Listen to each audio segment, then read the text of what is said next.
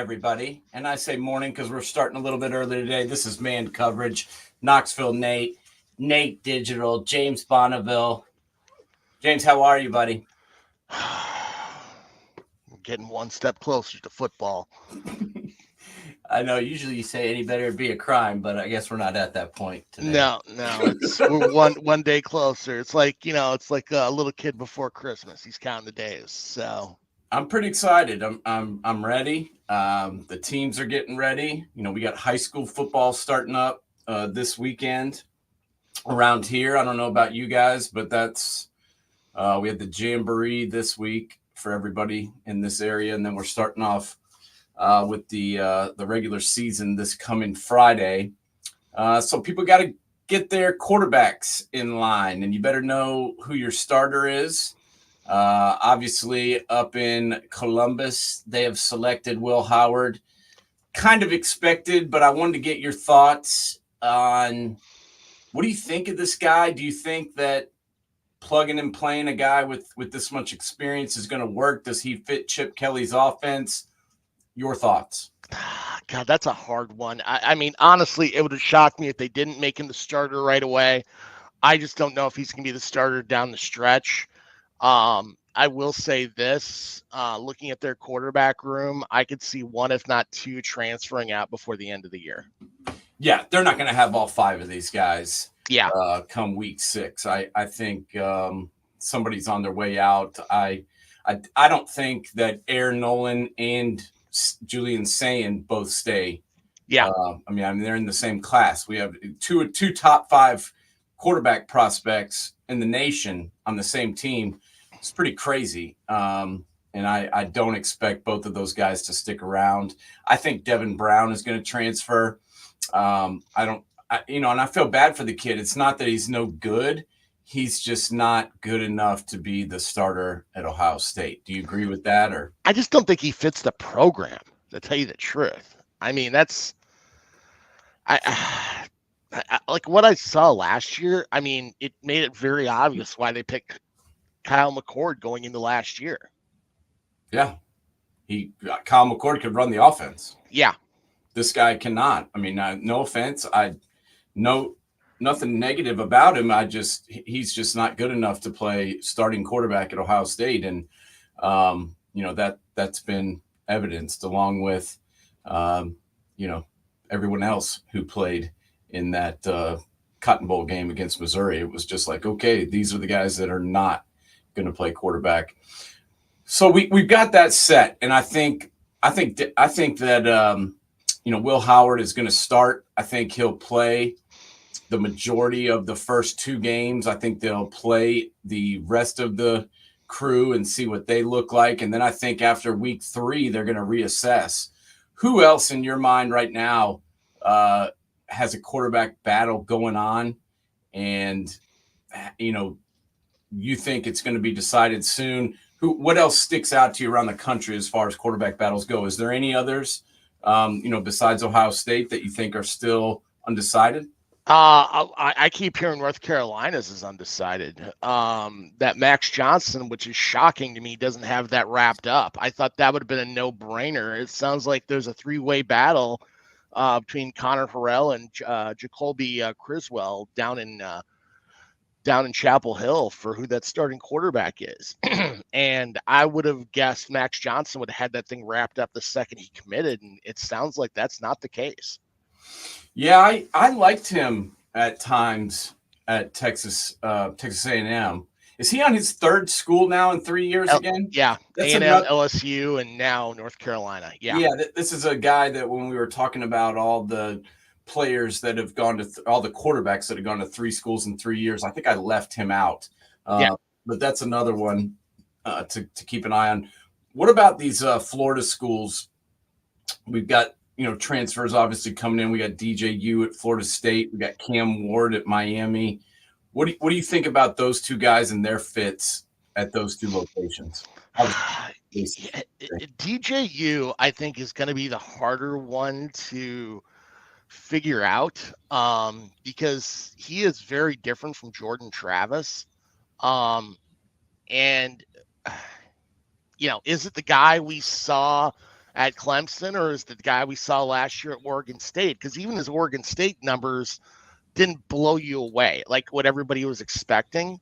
I think that one is the bigger concern. I think at the U, it's not Cam Ward, it's Miami. Because they put a lot of transfers in this year. What are they going to look like? I mean, they're a program that I've never really understood for some time. So that's going to be really interesting to see how that all pans out. I mean, the one I think that I like the most is KJ Jefferson at UCF. Yeah, I like that too. I think he fits the Gus Bus offense pretty well, and Yeah, I think he'll that's like be a a good perfect fit fit. there. And I agree. I thought that they kind of failed him the last couple of years in the offense that he was in. I don't think he looked as good as he could have because I've seen flashes from him of exceptional quarterback play, and I think he can pull it off down there if they've got the right pieces around him. We were talking about Florida State and Miami. Let's go ahead and jump into the ACC. Such a weird conference now, man. I mean, Yeah, it's like a basketball conference with just some weird crap spread through in there. I mean, SMU, Stanford. I'm going through this because lots of people probably don't even know these people are in their conference, but SMU has joined the ACC. Stanford, Syracuse, Virginia Tech, Wake Forest. I mean, these are just some weird teams to be together. California is now in the ACC. Who do you think is the best team in this conference? Let's just rate. Let's go through who you think is the best. What's the top tier, and then we'll talk about the rest of the teams as honestly, we go through. the top tier, there's an easy one too, in my opinion, and that's Clemson and Florida State. Now, is this old Clemson and old Florida State? By no stretch of the imagination. I mean, there's still a lot of fleas on this dog. But right now, I got to say, I like Clemson the best. Cade Klubnik looked a lot better than DJU at quarterback last year. They're going to run the ball because they just don't have that game breaker receiver like they've had in the past. But Klubnik and Maffa are gonna be really the bellwethers on that offense and really play a lot of downhill football moving ahead. And you look at what that, and they always have a pretty good defense. I'm picking Clemson to win the ACC this year. How about you? Yeah, I like them. I looked around. I was doing my homework and checking into what other folks were picking, and nearly everyone I saw had Florida State picked as number one, and I'm not so sure about that. I think that Clemson has a better roster. I think that last year they lost a couple of games that maybe they shouldn't have, and things went bad there in the middle. But I mean, this kid's now on his third year, and second year starting, and I feel like he's going to be better. Let's say we're both wrong. Let's say Clemson, shits themselves and finishes 8-4 again. Is he in trouble? I mean, are people going to be ready to move on from him? I mean, he's a stubborn man. Let's just be honest about it. He's a stubborn asshole. He's my kind of asshole. I kind of like him, but he is a stubborn dude, and he refuses to use some of the newer methodology with, i.e., the transfer portal and stuff. Is Dabo in trouble if they don't have another, big time season? I would say so. I mean, personally, I would be putting him in that bus of being in trouble. The guy who I think would be a really good fit in Clemson would be Jamie Chadwell at Liberty right now. I think he'd be a perfect fit. I mean, what he did in revolutionizing what he did at Coastal, now at Liberty, I mean, he's a hell of a coach. And I think he's been underutilized quite a bit lately. And I think Dabo's in trouble if you still see 8-4. Yeah, I agree. I mean, they like to. I mean, hell, they went to the college football playoff 6 years in a row, and it's kind of like they've fizzled out since then. Talking about Florida State, the DJU thing was kind of puzzling to me, just because I don't see him as an upgrade from what they had. Especially with Jordan Travis. That guy was in the program for what, 5 years. He finally gets to be a fifth-year senior. He leads them to an undefeated record, all his roses, and then we go out and get a rental. That to me was kind of surprising. And I've got to be honest, I think Keon Coleman being gone is also a big loss for this team. So, Jordan Travis, we learned how important he was when he was left off the roster due to injury. But I think Keon Coleman was a big-time playmaker for them, and him being gone is going to affect them, not to mention their running back being gone. Roydell Williams has come in to be their more than likely be their starter at running back. What do you think about their receivers and Poitier, Malik Benson, Jaquez Douglas? Which one of these guys sticks out to you, and who can be who can replace Keon Coleman? Can any of these guys do that? I don't think so. I mean, you forget that. I mean, not only you lose Johnny Wilson, the transfer from Arizona State, incredible athlete, just had problems catching the football. I mean, even though he had great size, great speed, and then Jaheim Bell, the old tight end from Louisville that transferred in. I mean, you lose your top three guys. Plus, you lose Troy Benson, your number one running back too, as well. I mean, this is not a plug and play situation. I mean, the one thing I got to give Norvell credit on is the offensive lines are considerably better than you saw under previous regimes. Their offensive lines usually were a complete and utter clusterfuck. And there's some stability there, finally. And their defense, I mean, bringing in Marvin Jones Jr., I mean, it's a good move on their part. I just offensively, they're a huge question mark in my mind. Yeah, I agree. It looked more like the Florida States of old last year on the offensive defensive line. They pushed people around a little bit, and I feel like it looked a lot more like what we used to see under Bobby Bowden. Because let's be honest, I mean, even Jimbo Fisher, those guys, the first thing they did was go out and get the biggest dudes they could possibly find, and push people around a little bit. And that's one thing they haven't been able to do. Who's your number 3 team? Obviously, I think we both agree that there's a top 2 and then kind of everybody else.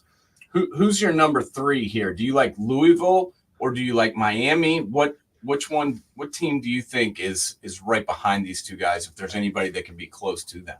Strangely enough, Virginia Tech. I mean, they looked considerably better last year.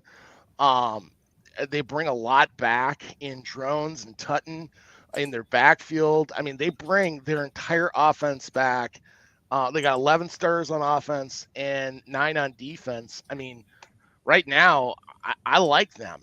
And I mean, outside of going to Stanford, having that cross-country journey, they got all the right games at home. I mean, they've got a very favorable schedule for them this year. And I know it sounds unconventional, but I think Brent Pry could be a sneaky pick in the ACC if you had to put one out there right now. Talk to everybody about him. What do you know about this guy? I think a lot of people don't even know who he is. So talk to everybody a little bit about who this guy is and where he came from as far as Virginia Tech's head coach. Well, before this, he was the offensive coordinator at Penn State under James Franklin. He was the coordinator when they went to the Cotton Bowl. It was the year they lost to Minnesota in 2019. And he basically hung around and got the job at Virginia Tech in 2020. Let me look it up here just to make sure. Actually, I take that back. He was a DC coordinator. I take that back. He was a defensive coordinator. So he was the guy that was there with Micah Parsons and helped recruit him. Prior to that, he was with Franklin at Vanderbilt. I mean, you look at those defenses during that time period, they were always good at linebacker and really good at the edge. cornerbacks were a definite upgrade when he was playing defensive coordinator at Penn State. I mean, he really focuses on that, but this team looks significantly better. I mean, you look back after what's his name? Who was the great coach at Virginia Tech? It was Beamer. After Beamer, there was a drop off in their football.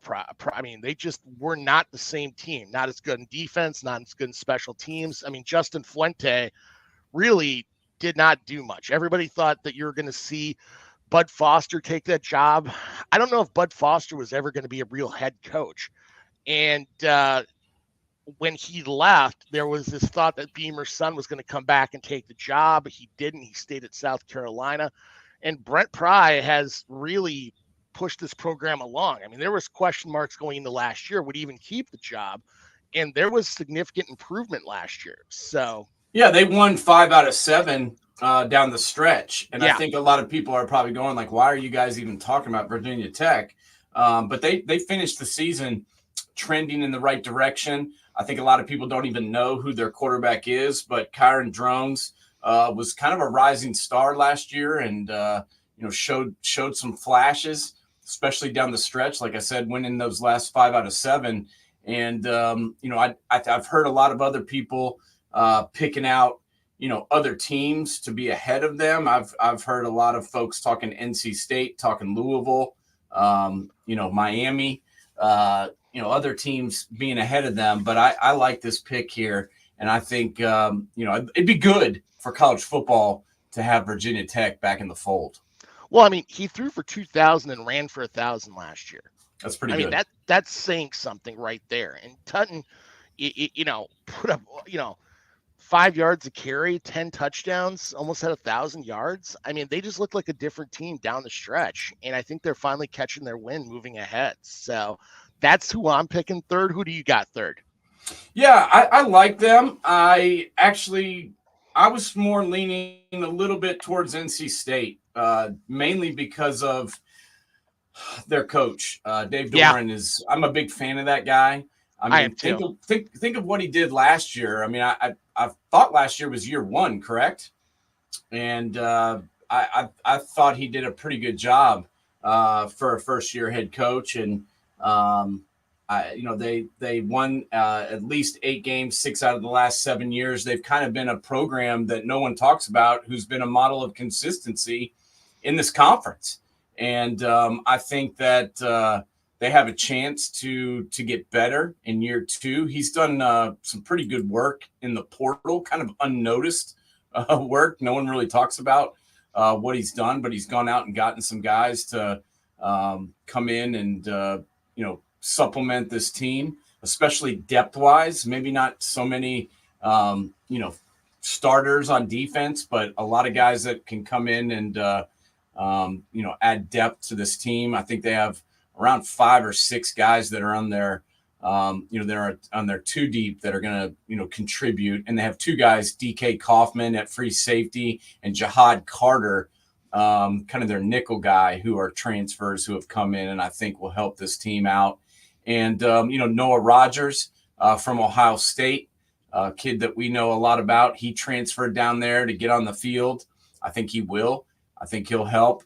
Grayson McCall is now their quarterback. He transferred in, and I think he's, that guy's played a lot of football, James. And that's why I like this team, and that's why I think they may be, just a notch ahead than some of these other teams, because I trust their coach and I trust their quarterback, and both those things make a big difference in college football. What do you think about NC State and their chances? I love them. I mean, I put them at 5 right now. I mean, the one thing you look at Dave Doeren is throughout his career, his line of scrimmage play has always been unbelievable. I mean, he has really set the tone in Raleigh as being a strong physical team. I mean, honestly, I think they probably got the best strength and conditioning program in the ACC. And I'm really kind of shocked that he's still there and that he hasn't trying to be picked up by a Big Ten or SEC school, because he has that potential. Because Raleigh really, NC State definitely has a ceiling. I don't think they've got the NIL money that they want to dump in like they want to do for basketball. And he has done a phenomenal job in that line of scrimmage play. I mean, how many first-round draft picks have you seen come from their offensive line over the past 10 years? Several.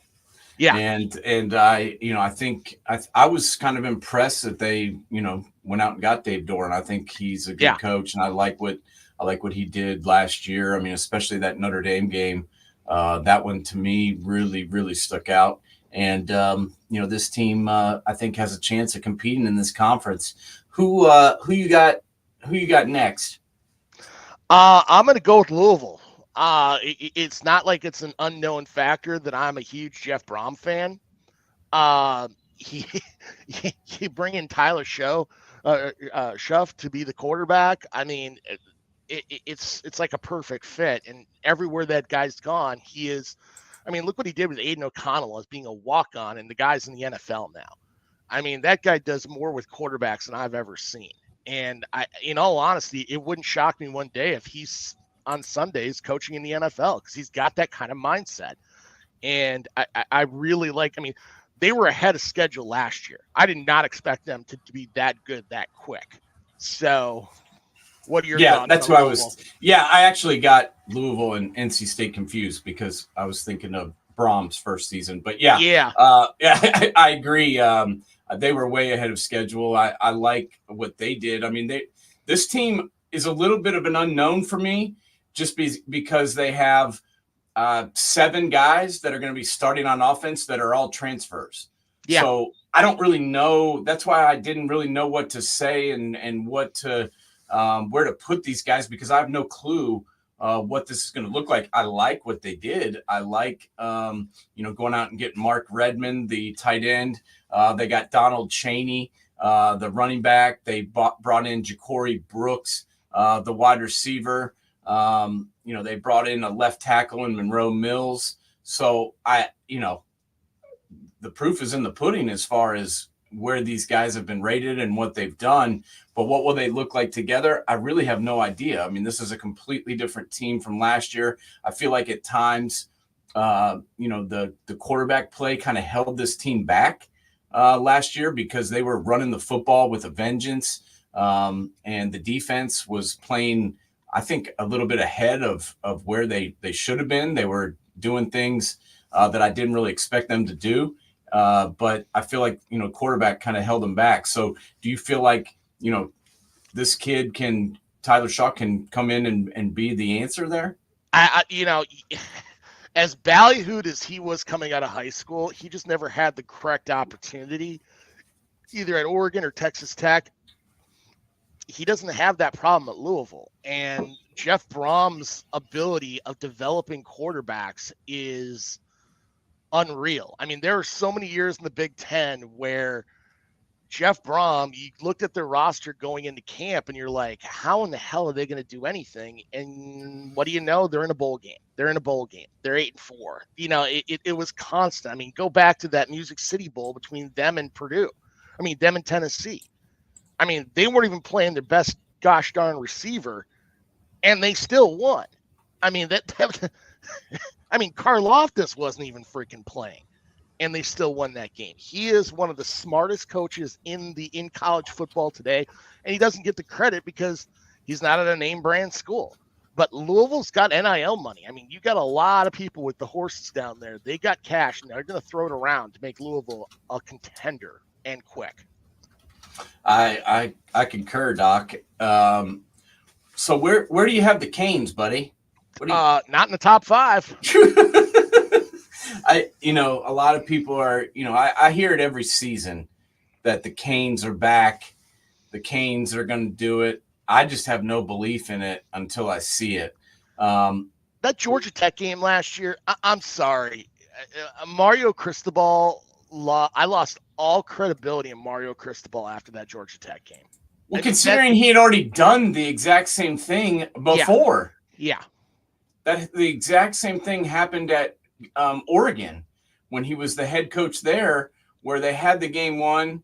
They kept running the football. They fumbled it and they lost the game. And then he does it again. I mean, that was just tough to watch. And I feel like this is it for him there.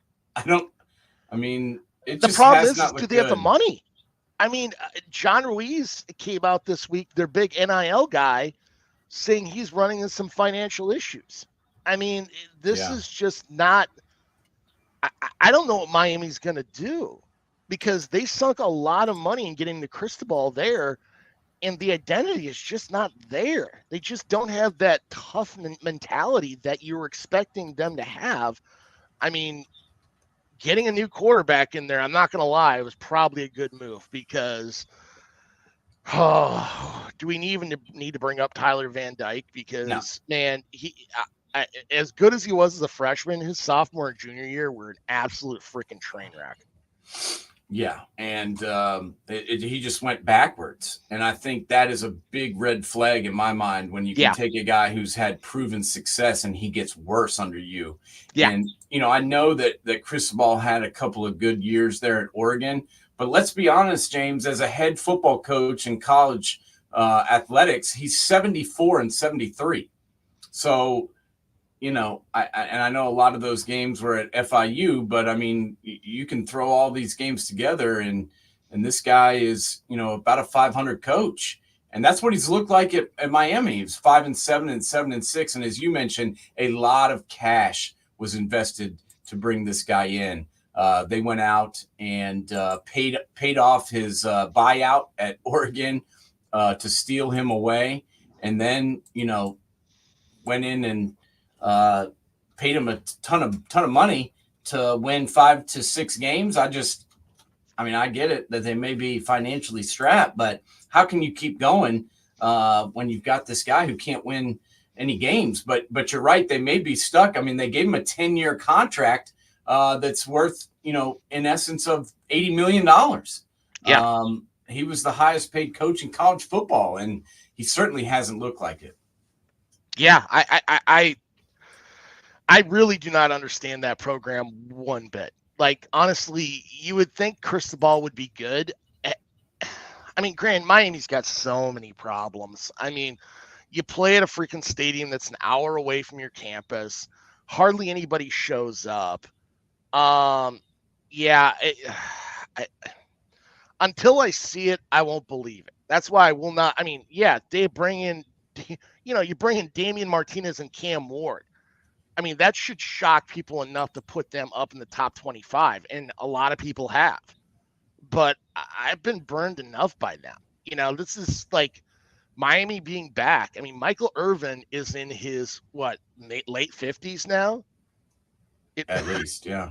Warren Sapp's in his 50s. I mean, the days of Miami being great are far beyond us. I mean, any kid in high school now doesn't remember Miami being a freaking unreal football team. Yeah, Jim Tressel kind of killed the Canes. Let's be honest. I mean, they haven't looked the same since that overtime thriller with the Buckeyes, and I'm just not sure this is the year. I do like Cam Ward, and I love Damian Martinez, but you could put Peyton Manning out there, and I'm not sure what you would get with this offense. The wide receivers. So you got Samuel Brown transferred in. You got Jacoby George, Xavier Restrepo. I mean, these guys are not really household names as far as being able to rip it up. And then, one thing that really kind of shocked me was, how many teams Tyler Barron was on in this offseason. Yeah. This is a guy who, played here for my high school at Knoxville Catholic. He originally came from Nashville. He transferred to Knoxville Catholic, had over 27 tackles for loss his senior year. I think he had like 17, 18 sacks.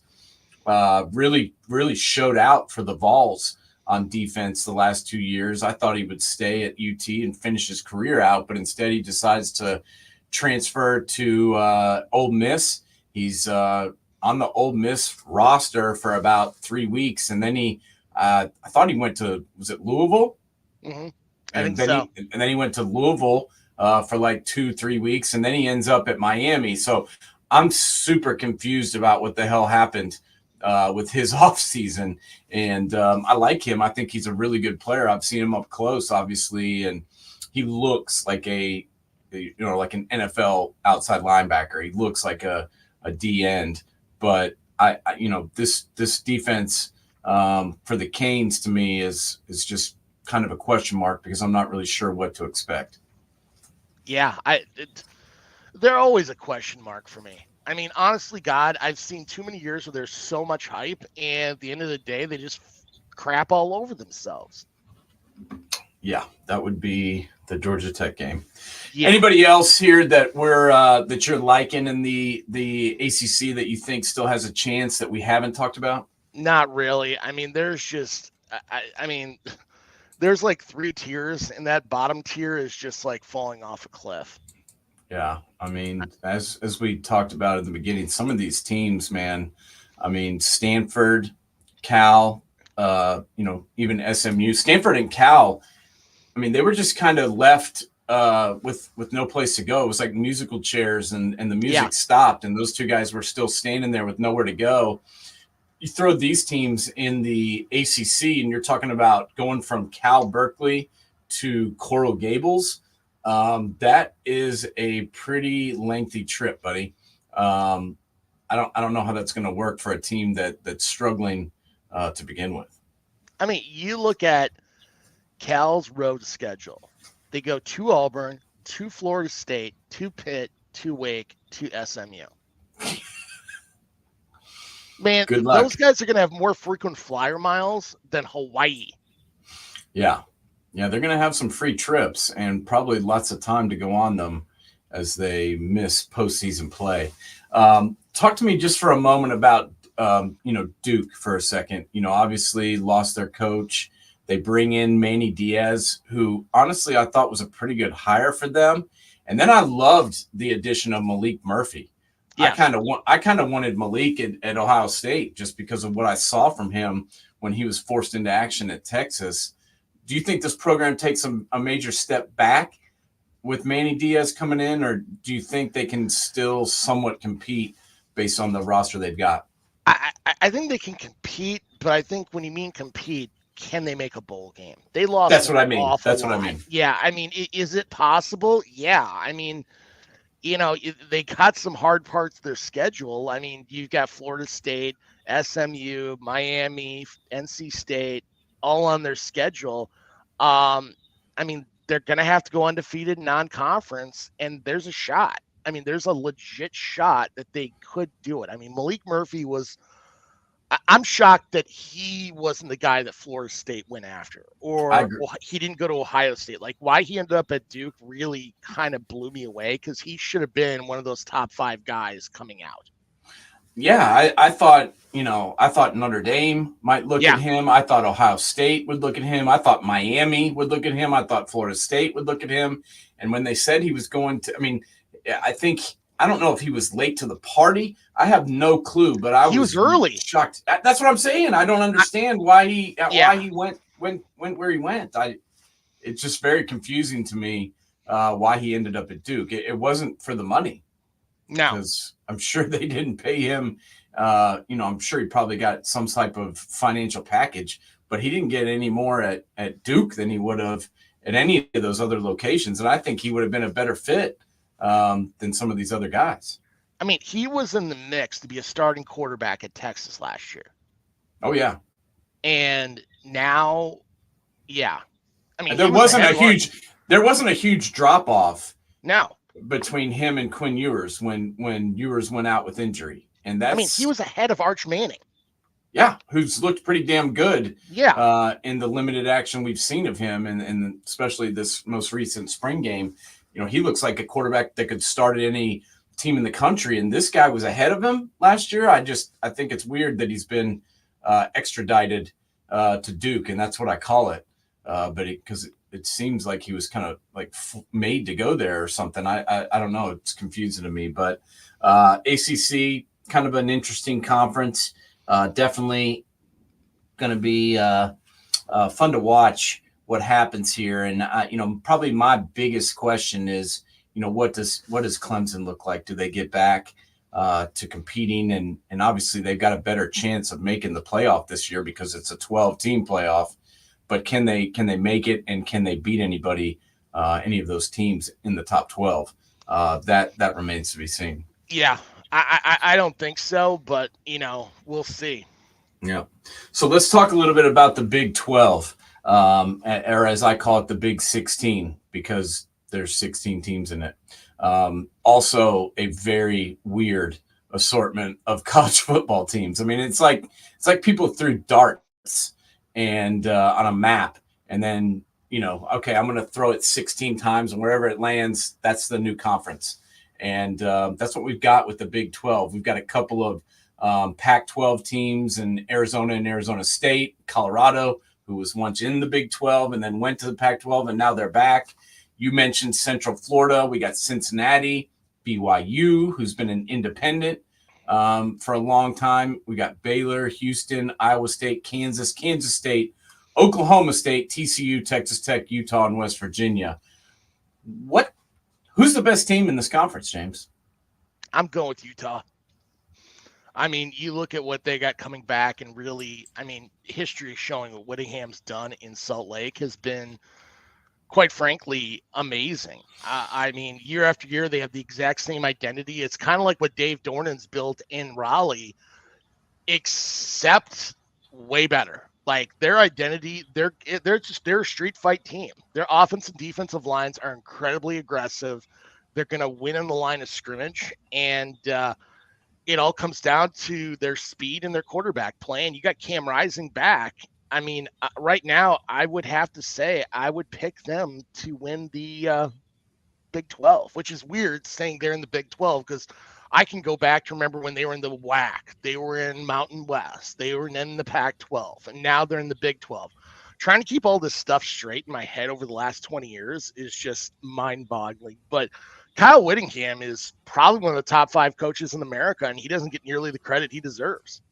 I agree. I would put him in my top 5 coaches in college football for sure. And I don't think a lot of people would because they just don't think about him. Yeah. But when you look at this roster, it is laden with seniors, guys that have been on this team for 3-4 years or have played college football for 3 or 4 years. And, you look at, a depth chart on a lot of these college football teams nowadays, and it's just filled with guys that have come from other places.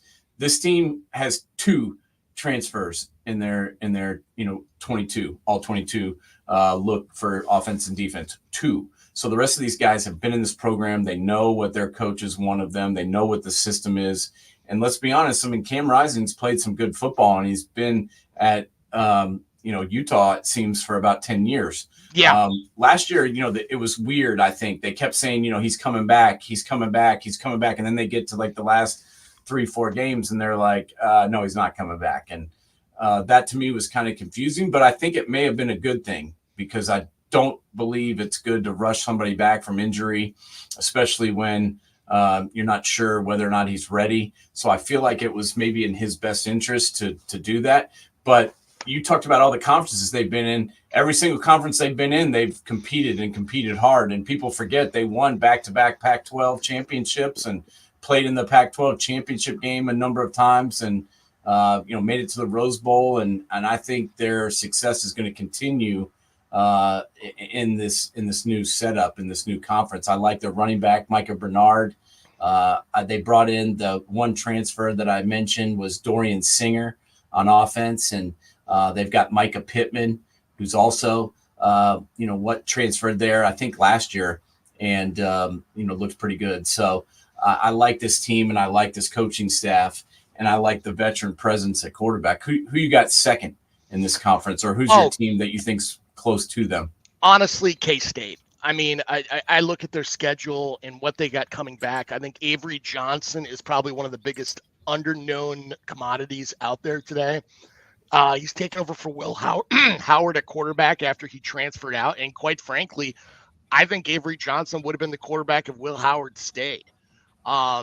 Their identity is on that line of scrimmage. Kleiman took that exact same mentality he had up in Fargo and brought that down there. And you look at their schedule, they play a lot of the good games at home. I mean, their hardest games are going to be on the road, at BYU, which is always tough to play at West Virginia, which is always tough to play at, and then at Iowa State, who's always a good second half of your team. And Otherwise, they play all the right games at home. I really like what they're doing, and they're always good defensively. I got to go K-State and Utah playing for the Big 12 championship. Yeah, I like what's going on there at Kansas State and Manhattan. I like the addition of Dante Cephas, the wide receiver from Kent State. This kid was wanted by a lot of teams, James. Yeah. And was kind of a big time name floating around in the transfer portal. And that was kind of a big get for Kansas State because they needed a playmaker. And adding him to the roster is helpful. And then go ahead. K-State really never has depth at receiver. Like, this is a program that really, right. I mean, it was kind of shocking they got that. Not only that, a kid by the name of Easton Kitty, who's going to take over for BB's role at left tackle. Kilty is he's from Wisconsin, Stratford, Wisconsin, which is a powerhouse small school program. Played 3 years at North Dakota. This kid is going to really fit their culture in Manhattan. Yeah, I agree. And I also like the addition of Jordan Riley. He's a senior transfer. He came from Ball State, which is kind of an unknown football program, but he's hails from Clinton, Maryland, and went to National Christian Academy and has played some good football, and I think will step in and start right away for Kansas State. Who you got third behind Utah and Kansas State? I think if you don't put Oklahoma State here, you're a moron. Because, honest to God, I've seen Mike Gundy do more with less than anybody in the country. I mean, Alan Bowman, by the way, is this like his 20th year of college eligibility? I think so. Holy crap. This guy's been around forever. I mean, Michigan, Texas Tech. I can't think of who else. Plus, you got Ollie Gordon at tail. You bring a lot back on offense. I mean, it's Oklahoma State. They're going to, like normal Oklahoma State teams, they're going to have a what the hell game. Like, they're going to play a non-conference game where they're going to completely play like complete crap and lose. Look at South Alabama last year. They always have it. So it's just a question of who that's going to be on their schedule. I don't know. But right now, if you don't put them in your top 5, you're a moron. Yeah, what happened over there last year? This was a team that kind of had a surprising season. What do you think led to what went down in Oklahoma State last season? I think it's Gundy's. Honestly, you look at how many people transferred out after the 2022 season going into 23. I think it's culture. I mean, Mike Gundy wins because of culture. The guy can find ways to put teams together and play his game, and they get past the NIL stuff once they get into practice. He gets them focused. I mean, nobody knew who Ollie Gordon was last year, and he ends up being one of the top rushers, if not the top rusher in college football. And this is a guy who's normally known for slinging it quite a bit. Yeah, there's no doubt. And, I mean, there's a reason why he's one of the longest tenured coaches in college football in the entire country. He's been there for a long time.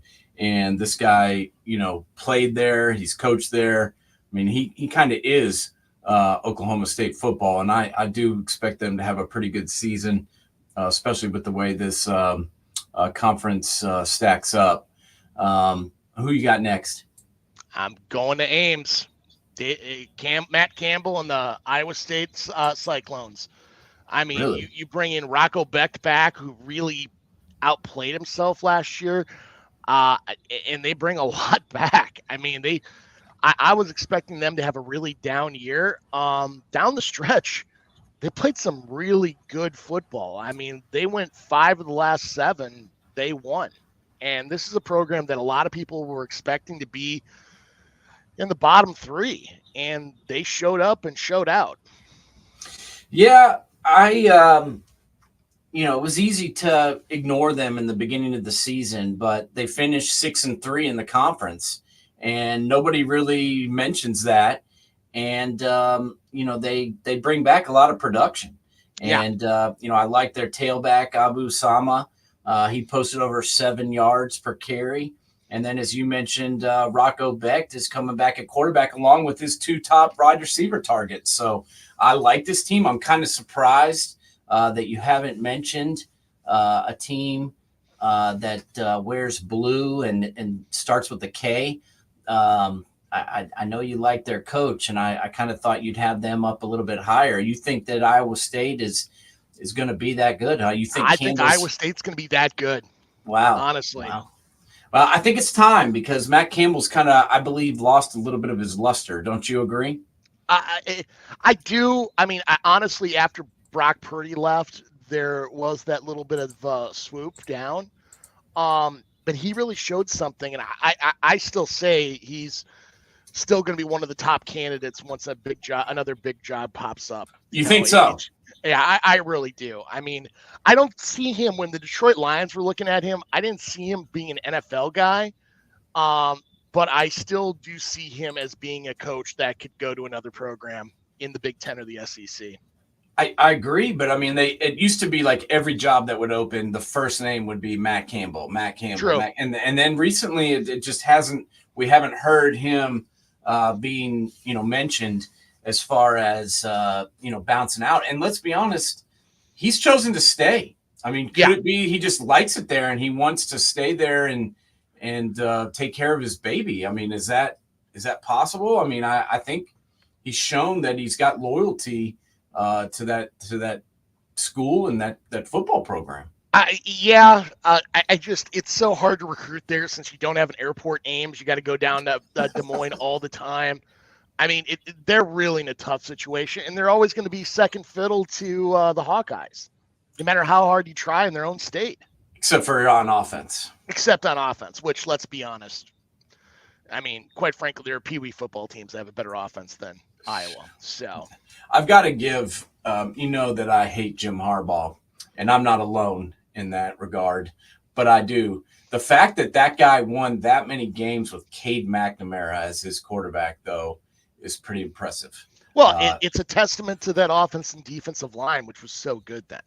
Yeah, I mean, This guy was 7 of 21 for 20 yards and 2 turnovers in the spring game. And let's be honest, most of the time in the spring game, they set you up for success. So I think we're going to see a lot of the same from offense there in Iowa. Who you got behind Iowa State? I'm going with Kansas now, finally. Okay. The reason why Kansas isn't higher is they're playing their home games at Arrowhead because they tore down the David Booth Stadium, kind of like Northwestern playing in that, field hockey arena? Yeah. Yeah.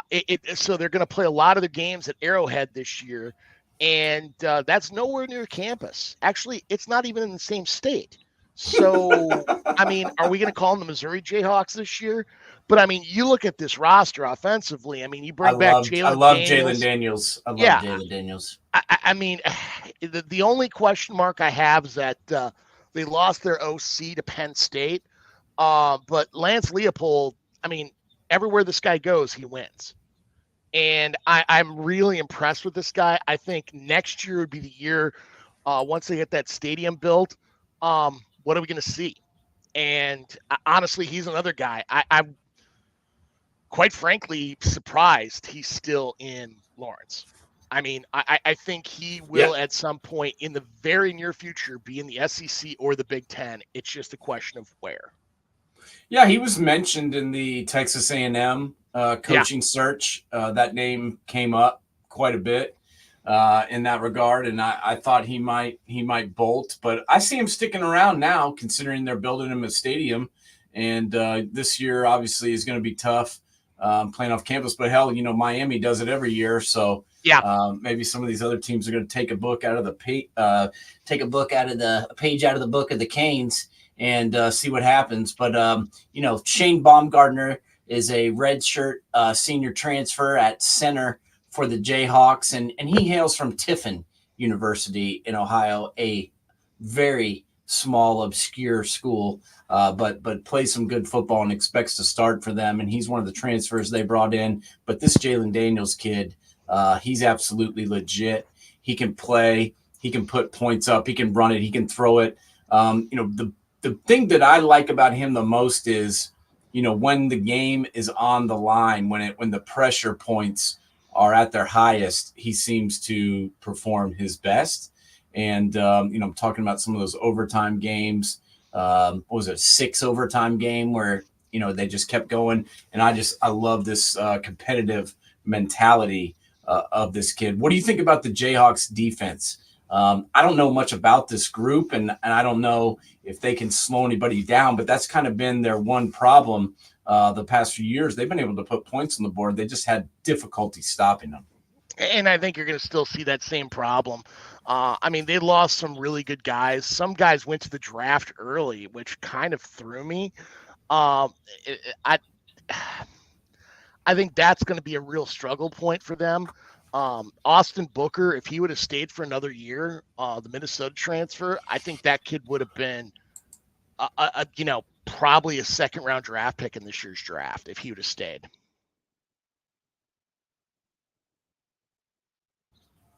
Kansas, what are you looking at as far as any other of these teams that jump out at you? Obviously, Arizona, lost their coach, was replaced by Brent Brennan. They still have their quarterback, Fafita, who's looked amazing at times. Who do you think still has a chance, maybe that's outside of this top 5 group, that can compete in the Big 12? I look at a team like Texas Tech and a team like UCF as being those outsiders. You look at what UCF did from a transfer portal side. Now you bring in KJ Jefferson with RJ Harvey in that backfield. The Gus bus is going to be it's going to be interesting in Orlando. It's going to be a tough place to win at in the bounce house. And then look at what Joey McGuire and Kitely are doing Zach Kitely are doing in Lubbock. I'm intrigued. I think their biggest question mark is on defense. But, you look at last year, only lost by 8 to Oregon. They either played really well or they crapped their pants. That's Texas Tech football for you, buddy. Yeah. But they did bring in quite a few transfers. They've got Caleb Douglas, who's a junior transfer coming in at wide receiver. They got Josh Kelly. They also brought in a left tackle and Sterling Porsche, and also left guard Vinny Scurry. So they've got some guys to supplement on what they had last year. Talk to me a little bit. Do you know anything about this quarterback and Morton at A&M or at Texas Tech, to see someone that you think can, relive the glory days of Texas Tech quarterback play? That's the thing, is they went through so many quarterbacks last year between him and Schuff and Jake Strong. He obviously, with Schuff transferring out, they made the decision. They're going with Morton right away. But I don't know. I don't know enough about him to tell you the truth. I don't either. That's why I was asking you. And they've also got another transfer in Cameron Brown, who's coming in and playing quarterback as well. But I don't know anything about him. He's apparently from West Georgia, which I've never heard of. And so the quarterback position to me is a little bit of a question mark for them. And that's why I didn't really have them higher. You haven't mentioned the Buffs. I must have lost my receipts. What is it? What do you see happening there this year? Last year, you'd think if you read some of the, noise, if you listen to some of the talking heads, it's like they won the championship and the Buffs went 4-8. What's happening over there, buddy? And what do you think that they're going to look like in this new conference with the Big 12? I think they're going to lose. I think it's going to look much of the same. I honestly, I look at their schedule right now and I see 2 wins. I think they're going to lose to North Dakota State. I could see that happening, and that's on a Thursday night to kick off the season on August 29th. We're about 11 days away from that. Then they play Nebraska in week 2. And let's be honest, I expect Nebraska to be better this season. And then, the third game they have Colorado State, who is their biggest rival, who they struggled to beat last year. I could see them beating Baylor. And then, Central Florida, we've already discussed that we both like them. And then they've got Kansas State, Arizona, and Cincinnati, Texas Tech, Utah, Kansas, and Oklahoma State. It does not really set up well for Prime in 2024. Call me crazy, but I don't think Deion will be in Boulder next year. And it's going to be his choice, not the school's. Yeah, I could see him bolting for sure. And I could see him bolting if it goes well. I could see him bolting if it goes poorly. And that's kind of what we talked about from the beginning about him going there was he wins, he jumps, goes somewhere different. It doesn't go right. He bolts and gets out of there quick, especially because his sons are both probably playing their last season there in Colorado. Don't you agree? And Travis Hunter. Yeah. Yeah, he's gone too. I can tell you where he's going to be next year. I mean, honestly, when they keep saying that they're only going to go to a place where both of them play on the same team, I don't know an NFL team that's going to trade up for both of them. I really don't, because that could be a serious problem, because then you're going to have to deal with Deion too in that front office. Yeah, I don't know if I'd want that. Yeah. That could be a serious shit show. Any other teams? What do you think about? I'm gonna throw a couple of teams at you here, and just let me know what your the temperature of these two teams, or these two or three teams. One is TCU, team couple years removed from the national championship game. They've kind of fallen off since then, and then also BYU and Cincinnati. What do you think about those three teams? And is there any of those that you think can do anything this year in 2024? There's a possibility that TCU could. I think it's really going to come down to their quarterback play with Josh Hoover, the sophomore, at quarterback. I mean, they bring the transfer Ken Seals in from Vanderbilt, who I thought was really, unknown commodity, and I think he could do something there. But they have nobody on that roster that blows you away. I will say James Brockenmeyer, whose dad played at Texas. He was originally was at Bama for 1 year, transferred to go back, and is at TCU. I think he is an unknown commodity, and he's going to be playing center this year for the Horned Frogs. He's a special talent. He's a 5-star out of that Texas area. I think he could be really good.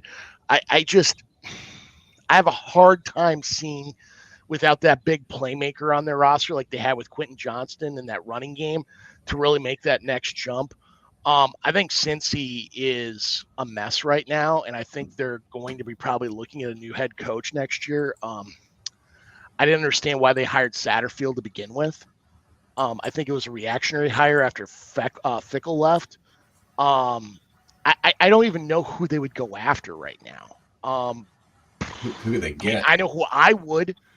You're not going to like what I'm going to say, but Mike Hartline would be, I think, a really good fit in Cincinnati. Brian Hartline? I mean, Brian Hartline. Did I say Matt? Yeah, Brian Hartline. Yeah. Yeah.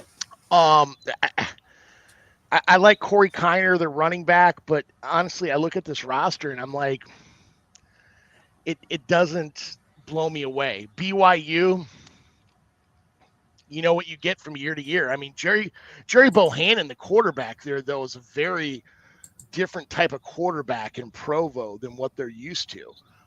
Maybe they're trying to switch up that offense a little bit from being their old style pass happy or down the field hard nosed, but they're going to always be good in the line of scrimmage, because all those kids, a lot of those Mormon kids are taking, they're getting their red shirt in, plus they're taking their Mormon mission now suddenly, and then you add COVID onto it. Hell, they're like 27, 28 before they freaking finally leave college. So you got like men on that offense and defensive line. So they're going to always be tough there. And playing in BYU is Not easy. I have a hard time putting them higher. I mean, you look at this conference, Houston's going to be last, Arizona State's going to be second to last, but BYU to Arizona, that 5 through 14 spot, anybody could be anywhere on that list. Yeah, I think it's up for grabs. And, Bohannon's kind of an interesting character. He, played at Baylor and looked really good, especially that one season where they had a ton of success. And then he went, I believe, to South Florida, I think. Yeah, it was South Florida. I think USF? he said Central Florida, but South Florida, yeah. South Florida. And then, now he's found himself in BYU. If you want to go be a quarterback, that's one place you can go and potentially learn how to get it done. But I've heard, as of right now, they're looking at Jake Retzlaff, who I don't know a ton about, and they've got him penciled in as the starter, or at least, have a two-way battle still going on. So that's one spot to take a look at.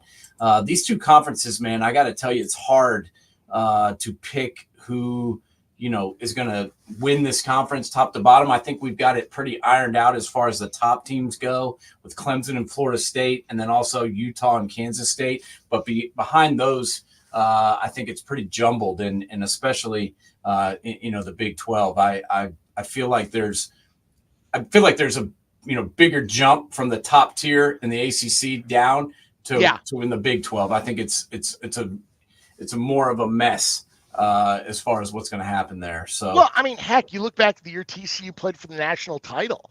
People were picking them 8th or 9th in the Big 12 that year.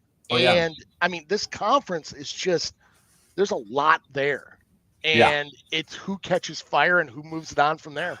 There's no doubt. Well, we got to get out of here because we've run out of time, but I enjoyed breaking down the second part of the Power Four.